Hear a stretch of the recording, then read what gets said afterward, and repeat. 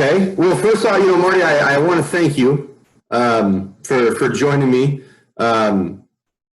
Just one of the many stories of a small business in our community that's learning on the fly and trying to come up with ways to continue to do business, right, to stay open.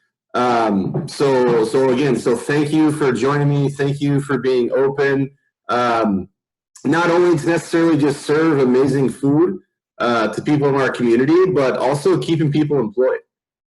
And I think that's a pretty big deal, because I would say most, if not all, employees of a small business really rely on their wages to live, right? To pay their bills, to keep a roof over their head, to eat. that's right.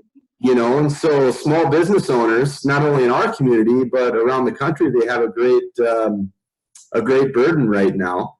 And that's to not only take care of their own families, but also take care of the families of their employees. And so, kudos to you for understanding that and doing what you can to be fluid, right? And to move with, the hand we've been dealt, and try to figure out ways to still put out good food and your employees, give them a place to work. So how is everybody doing? How are you doing? Your employees? How's about your family? How's everyone doing? Thank you.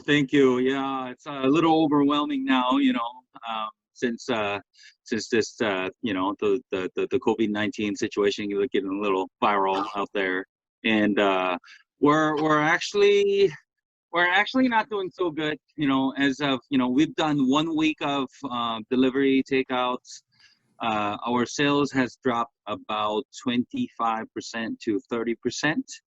So I had to lay all my servers, my manager, which is my wife, and we're running with 3 or 4 guys per day, per shift. So I was lucky and, getting a lot of support from my regulars to be able to continue get those hours for my core kitchen employees. Mm-hmm. But I would love to see, all my servers getting interact with either delivery or either getting phone calls or, whatever the admin stuff that, I can get their hours back to their checks and, be able to, continue supporting them. Hopefully we get a little more business to get this flux going. So my goal is to have about, in 2 weeks, launching separate delivery takeout menu, changing the quickly this time to suit whatever, the customer base wanted. Okay. So bring some old stuff back, bring some, additional fry rice, or, anything that tastes, anything that you would miss from a takeout. If you're quarantined too long, you'll miss the good pad thai, good fried rice. I mean, good fried chicken for sure, but I can't do anything fried. But stuff like that. So we're focusing on that now.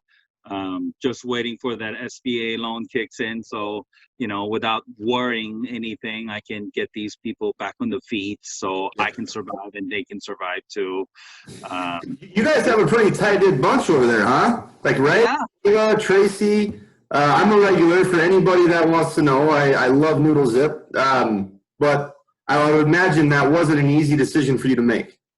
That's right. My employees are very loyal, and we've been working together since opening. So it's really hard for me to say to, I am very sorry, we don't have a business now. So collecting unemployment, please in home, and I will let you know whenever the business pick up. I really don't like that kind of situation myself, but I need to survive and keep the doors open so I can bring the workers back whenever it's going again soon. Good. Sure. So Marty, I wanted to have this interview with you to highlight delivery, and we'll do that. But folks, I just want to say something. this has kind of turned into a story of small business, right? And how, Right. we have a single person here, you and your wife, that opened up a restaurant and you employ a handful of people. And due to what's going on right now, you've had to lay some of them off.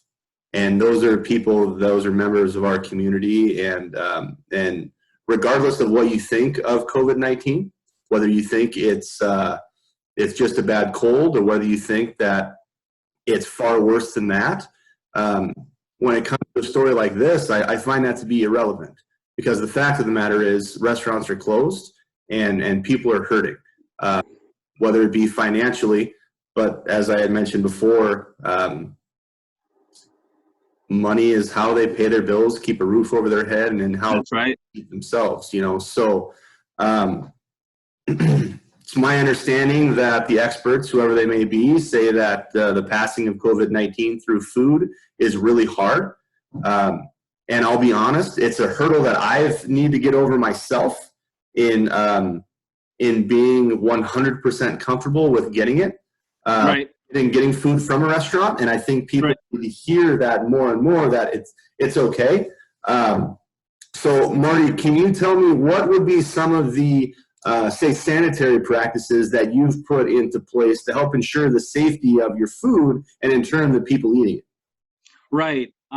So, as far as the sanitation in food, the inspection and all that, high sanitary standard, we've always been maintained high sanitary. We've always aced our inspection. So as far as the sanitary, I guarantee that we're the top, always. So we don't need to put too much extra caution, but we are doing credit cards. When we place the order, we take the credit cards in. So there is a minimal contact with whoever comes in to pick up order. They can just sign and then pick up the food and go. Okay. And then we can we also do a curbside. When we do curbside, we get everything ready, get all the payments already, pack the food, and then, drop it at the window of the car. Of course, the delivery, same thing. We try to wear masks whenever we deliver the food, not to protect, just for us and for them. Mm-hmm. Minimal contact. Having sign in at the door, bring it out back.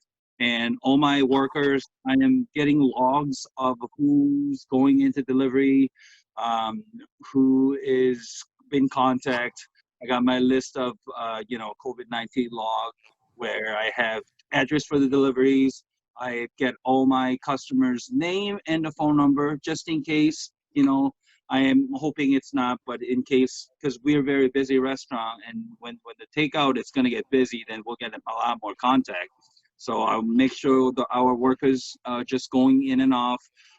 If they are been to somewhere that is, export to large area, for instance, Walmarts or grocery stores, and, I always keep them, just avoid the traffic, and then, just keep in logging with me. Because basically, I'm going in and out of work. I don't go anywhere else than, just going home, work, see the same people always, go home, wake up, next day, come home. So and then hand washing, of course, every chance you have, you wash your hands, Mm-hmm. after contact or before contact. And so far, we've been keeping log, so I think it's working out okay, Mm-hmm. for us at least at this amount of volume that we have now. Sure.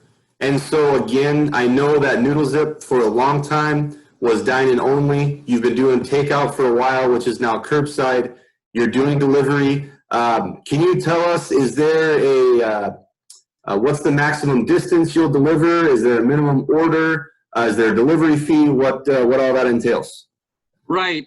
So our delivery minimum is $50. Within the city area of the Bismarck, it's free. If you live from the below Interstate 94 above Expressway to the side of the the main roads, we are delivering it for free. Anything above a little above like a mile off of that zone, we charge $5 for delivery fee. And we do Minden delivery for $10, and in Minden downtown area and all the way to that new Walmart area. We do delivery fee for $15 as far as Lincoln. So we're trying to cover all the areas. You know, if they have a larger orders, like per se, I want to place an order for whole family, you know, of 5 or 6, that will be around somewhere for $100.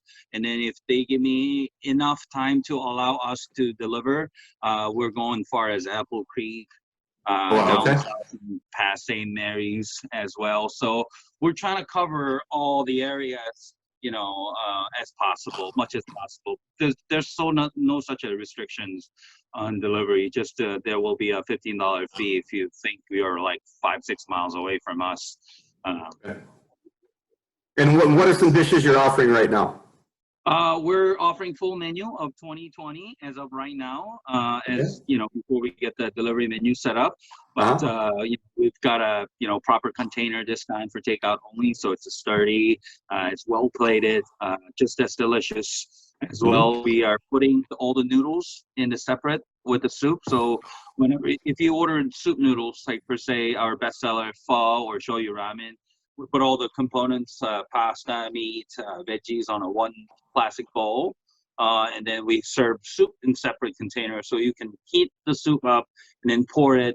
They're not going to be 100% as when you sit down, but they're going to be about 90 to 95% satisfaction. You know, and it's going to be 100% better than I can make. So, yeah. So, Marty, is there any other information you would like the people in the community to know about Noodlezip? Sure.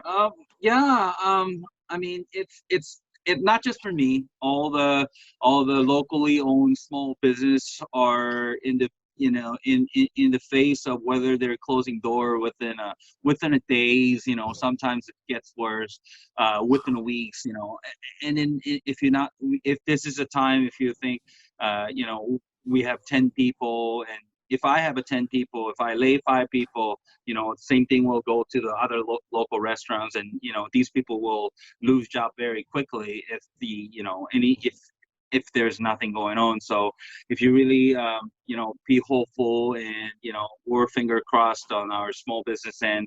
But if you can support to go through this hard time together, and then I'm sure to pay back that love that we will receive, you know, to only make the finest ingredients, serve the healthiest food, serve the most fresh possible, the best food to you, you know, in the returning. So, well, I think you guys, in fact, anybody ever willing to listen, the best pho and the best ramen in the world is right here in Bismarck. Thank you so much, Jeff. Thank you. That's truth. So, Marty, I know you're a busy guy. I'll let you get back to it. Thank you so much for meeting with me today. Folks, we're all in this together. Let's try to get through this, and that's all I got, man. Thank you, Jeff. Thank you for having us. Absolutely. Thanks so much, Marty. Thank you. Bye. Be safe. Thank you.